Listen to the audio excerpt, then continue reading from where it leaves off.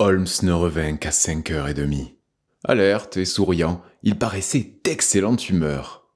État d'esprit qui alternait chez lui avec des accès de dépression profonde. « Il n'y a pas grand mystère dans cette affaire, » dit-il en prenant la tasse de thé que je venais de lui verser. « Les faits ne semblent admettre qu'une seule explication. »« Quoi ? Vous avez déjà trouvé la solution ?»« Ma foi, ce serait aller trop loin. J'ai découvert un fait significatif, c'est tout. Mais il est très significatif. Il manque encore les détails. Je viens de trouver, en effet, en consultant les archives du Times, que le major Sholto, de Upper Norwood, ancien officier du 34e régiment d'infanterie, est mort le 28 avril 1882. Je suis peut-être très obtus, Holmes, mais je ne vois rien de significatif en cela. Non, vous me surprenez. Eh bien, veuillez considérer les faits que voici. Le capitaine Morstan disparaît. La seule personne qu'il connaissait à Londres est le major Sholto. Or, celui-ci affirme ignorer la présence du capitaine en Angleterre. 4 ans plus tard, Sholto meurt. Dans la semaine qui suit sa mort, la fille du capitaine Morstan reçoit un présent d'une grande valeur, lequel se répète chaque année. La lettre d'aujourd'hui la décrit comme victime d'une injustice. Or, cette jeune femme a-t-elle subi d'autres préjudices que la disparition de son père? Et pourquoi les cadeaux commencent-ils immédiatement après la mort de Sholto? Sinon parce que son héritier, sachant quelque chose, veut réparer un tort? À moins que vous n'ayez une autre théorie qui cadre avec tous ces faits. Tout de même, n'est-ce pas une étrange façon de compenser la disparition d'un père? Et quelle curieuse manière de procéder! Pourquoi, d'autre part, écrire cette lettre aujourd'hui plutôt qu'il y a 6 ans? Enfin, il est question de réparer une injustice. Comment? En lui rendant son père? On ne peut admettre qu'il soit encore vivant. Or, cette jeune femme n'est victime d'aucune autre injustice. Il y a des difficultés, mais notre expédition de ce soir les aplanira toutes. Ah, voici un fiacre. Mademoiselle Morstan est à l'intérieur. Êtes-vous prêts? Alors descendons, car il est 6h passées. J'ai pris mon chapeau et ma plus grosse canne. J'observais que Holmes prenait son revolver dans le tiroir et le glissait dans sa poche. Il pensait donc que notre soirée pourrait se compliquer. Mademoiselle Morstan était enveloppée d'un manteau sombre. Son visage fin était pâle, mais calme. Il aurait fallu qu'elle fût plus qu'une femme pour ne pas éprouver un malaise devant l'étrange expédition dans laquelle nous nous embarquions. Cependant, elle était très maîtresse d'elle-même, à en juger par les claires réponses qu'elle fit aux questions que Holmes lui posa. Dans ses lettres, papa parlait beaucoup du major Sholto. Ils devaient être amis intimes. Ils s'étaient sans doute trouvés très souvent ensemble, puisqu'ils commandaient les troupes des îles Andaman. Pendant que j'y pense, un étrange document a été trouvé dans le bureau de papa. Personne n'a pu le comprendre. Je ne pense pas qu'il soit de la moindre importance, mais peut-être aimeriez-vous en prendre connaissance? Le voici. Holmes déplia soigneusement la feuille de papier et la lissa sur son genou. Puis il l'examina à l'aide de sa loupe. Le papier a été fabriqué aux Indes. Il fut, à un moment, épinglé à une planche. Le schéma dessiné semble être le plan d'une partie d'un grand bâtiment pourvu de nombreuses entrées, couloirs et corridors. Une petite croix a été tracée à l'encre rouge. Au-dessus d'elle, il y a 3,37 à partir de la gauche, écrit au crayon. Dans le coin gauche, un curieux hiéroglyphe ressemblant à 4 croix alignées à se toucher. À côté, en lettres malhabiles et grossières, il est écrit « Le signe des 4. Jonathan Small, Mahomet Singh, Abdullah Khan, Dost Akbar. » Non, j'avoue ne pas voir comment ce document pourrait se rattacher à notre affaire. Mais il est certainement important. Il a été soigneusement rangé dans un portefeuille, car le verso est aussi propre que le recto. Je l'ai en effet trouvé dans son portefeuille. Gardez-le précieusement, mademoiselle Morstan. Il pourrait nous servir. Je commence à me demander si cette affaire n'est pas plus profonde et subtile que je ne l'avais d'abord supposé. Il me faut reconsidérer mes idées. Il se rencogna dans le siège de la voiture. À son front plissé et à son regard absent, je devinais qu'il réfléchissait intensément. Mademoiselle Morstan et moi conversâmes à mi-voix sur notre présente expédition et ses résultats possibles. Mais Holmes se cantonna dans une réserve impénétrable jusqu'à la fin du voyage. Nous étions en septembre. La soirée s'annonçait aussi lugubre que le jour. Un brouillard dense et humide imprégnait la grande ville.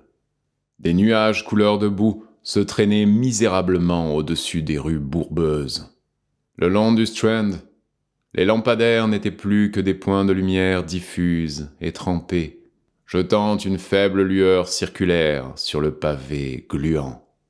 Les lumières jaunes des vitrines éclairent par places l'atmosphère moite. Il y avait, me semble-t-il, quelque chose de fantastique et d'étrange dans cette procession sans fin de visages surgissant un instant pour disparaître ensuite. Visages tristes ou heureux, hagards ou satisfaits, glissant de la morne obscurité à la lumière pour retomber bientôt dans les ténèbres. Ils symbolisaient l'humanité entière. Je ne suis pas généralement impressionnable, mais cette ambiance et les bizarreries de notre entreprise s'allièrent pour me déprimer. L'attitude de mademoiselle Morstan reflétait la mienne. Holmes, lui, pouvait s'élever au-dessus d'influences semblables. Il tenait son carnet ouvert sur son genou et, s'éclairant de sa lampe de poche, il inscrivait de temps à autre des phrases et des chiffres. Au Lyceum Theatre, la foule se pressait devant les entrées latérales. Le long de la façade défilait une ligne ininterrompue de fiacres et de voitures particulières qui déchargeaient leur cargaison d'hommes et de femmes en tenue de soirée. À peine étions-nous parvenus au 3e pilier, lieu de notre rendez-vous, qu'un petit homme brun et vif, vêtu en cocher, nous accostait. « Êtes-vous les personnes qui accompagnent mademoiselle Morstan ?»« Je suis mademoiselle Morstan, et ces deux messieurs sont mes amis. » Il leva vers nous un regard étonnamment scrutateur. « Vous m'excuserez, mademoiselle, mais il faut que vous me donniez votre parole d'honneur qu'aucun de ces messieurs n'est un policier. »« Je vous en donne ma parole. » Il émit un sifflement aigu. Un gamin amena une voiture dont il ouvrit la porte. L'homme qui nous avait abordés monta sur le banc du conducteur, tandis que nous prenions place à l'intérieur. À peine étions-nous installés que le cocher fouetta ses chevaux et nous entraîna dans les rues brumeuses à une allure folle. Notre situation était curieuse. Nous nous rendions dans un endroit inconnu pour des raisons inconnues. Cependant, cette invitation était ou bien une mystification complète, hypothèse difficile à soutenir, ou bien la preuve que des événements importants se préparaient. Mademoiselle Morstan paraissait plus résolue et plus décidée que jamais. J'entrepris de la distraire par le récit de certaines de mes aventures en Afghanistan. Mais, à dire vrai, j'étais moi-même si curieux de notre destination que mes histoires s'embrouillèrent quelque peu. Aujourd'hui encore, elle affirme que je lui ai raconté une émouvante anecdote selon laquelle la gueule d'un fusil ayant surgi à l'intérieur de ma tente au milieu de la nuit, j'aurais empoigné un fusil de chasse et tiré en cette direction. En tout cas, notre itinéraire m'intéressait plus que ces vieilles histoires. J'avais suivi au début la direction dans laquelle nous allions, mais bientôt, le brouillard, la vitesse et ma connaissance limitée de Londres me fit perdre le fil. Je ne sus plus rien, sinon que nous faisions un long trajet. Mais Sherlock Holmes suivait notre route. Il murmurait le nom des quartiers et des rues tortueuses que notre voiture dévalait à grand bruit. Rochester Row. Maintenant, Vincent Square. Nous arrivons sur la route du pont Vauxhall. Apparemment, nous nous dirigeons du côté du Surrey. Oui, c'est ce que je pensais. Nous sommes sur le pont, à présent. Vous pouvez apercevoir les reflets du fleuve. Nous pûmes distinguer, en effet, une partie de la Tamise dans laquelle les lampadaires miroitaient faiblement. Mais déjà, notre véhicule s'engageait de l'autre côté dans un labyrinthe de rues. Wentworth Road, Priory Road, Vauxhall Lane, Stockwell Place, Robert Street, Cold Harbour Lane. Notre enquête ne semble pas nous mener vers un quartier bien élégant. Il est vrai que l'aspect des rues n'était pas encourageant. La monotonie des maisons de briques n'était coupée, ça et là, que par les cafés situés au croisement. Puis apparurent des villas à 2 étages, chacune possédant son jardin miniature. Et ce fut à nouveau l'interminable alignement de bâtiments neufs et criards qui ressemblaient à des tentacules monstrueux que la ville géante aurait lancés dans la campagne environnante. Notre voiture stoppa enfin à la 3e maison d'une rue nouvellement percée. Les autres immeubles paraissaient inhabités. Celui devant lequel nous nous étions arrêtés était aussi sombre que les autres, mais une faible lueur brillait à la fenêtre de la cuisine. Dès que l'on frappa, La porte fut ouverte par un serviteur hindou nanti d'un turban jaune et d'amples vêtements blancs serrés à la taille par une ceinture également jaune. Il y avait quelque chose d'incongru dans cette apparition orientale qui s'encadrait dans la porte d'une banale maison de banlieue. « Le sahib vous attend !»